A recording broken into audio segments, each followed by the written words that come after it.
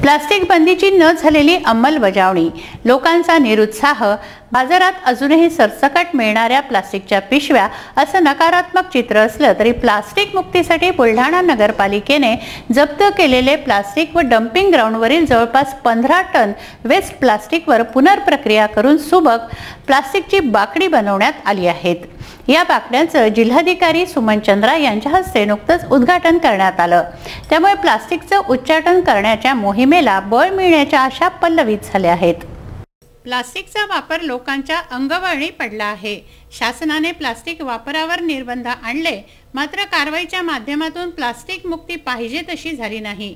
एरवी लग्न कार्यात किंवा प्रवासात वापरात येणारी प्लास्टिकची बाटली, थंड पेयांच्या रिकाम्या झालेल्या बाटल्या, धुण्याच्या पावडरची पिशवी हा तसा पर्यावरणासाठी चिंतेचा विषय। यामुळे होणारे प्रदूषण अनेकांची डोकेदुखी ठरली तर काहींसाठी नवनिर्मितीचा ध्यासही ठरू लागला आहे। अशातच बुलढाणा नगरपालिकेने जप्त करण्यात आलेले व डंपिंग ग्राउंडवरील टाकाऊ प्लास्टिक पासून आकर्षक बाकडी बनवण्याचा निर्णय घेतलाय। जवळपास 15 ton plastic recycle bin private limited waste management company MIDC अमरावतीकडे मुख्याधिकारी महेश वाघमोडे यांच्या मार्गदर्शनात पाठवण्यात आले होते। दरम्यान कंपनीने आकर्षक अशी बाकडी साकारली आहे। बाकड्यांच्या उद्घाटन प्रसंगी पालिका मुख्याधिकारी महेश वाघमोडे, उपमुख्याधिकारी स्वप्नील लगाने, आरोग्य निरीक्षक सुनील बेंडवाल यांच्यासह अनेकांची उपस्थिती होती।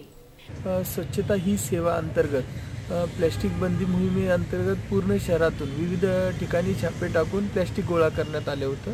त्यानुसार जवळपास 15 टन प्लास्टिक जमा झाले होते। ते पूर्ण इंडस्ट्रीला अमरावतीला पाठवून त्यांच्याकडून बेंचेसची निर्मिती करण्यात आली। सदर बेंचेसचे उद्घाटन माननीय सुमन चंद्रा जिल्हाधिकारी मॅडम यांच्या हस्ते करण्यात आले आणि सर्व बुलढाण्यातील नागरिकांना विनंती करण्यात येत आहे की प्लास्टिक पासून आरोग्यास किती धोका आहे हे सर्वांनाच माहीत आहे। त्यामुळे प्लास्टिक पासून होणारा निसर्गाचा त्रास असेल किंवा विविध प्रकारचा जो पण त्रास कमी करायचा असेल तर कोणीही प्लास्टिकचा वापर करू नये आणि ज्यांच्याकडे ही प्लास्टिक असेल ते नगरपालिका बुलढाणा येथे आणून जमा करावे किंवा सर्व नागरिकात याची जनजागृती करावी, जेणेकरून आपला बुलढाणा शहर हे हरित बुलढाणा शहर होण्यास मदत होईल।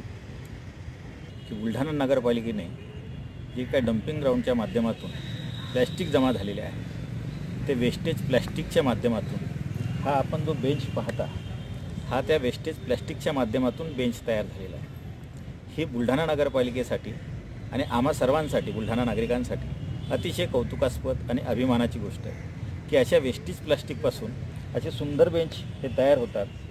हे याचा लाभ सर्वांनी घ्यावा आणि प्लॅस्टिक बंदीला देखील थोडंसं आपण सर्वांनी आळा घालावा एवढी मी तुम्हा सर्वांना विनंती करतो। प्रशांत खंडारे, विदर्भ न्यूज, बुलढाणा।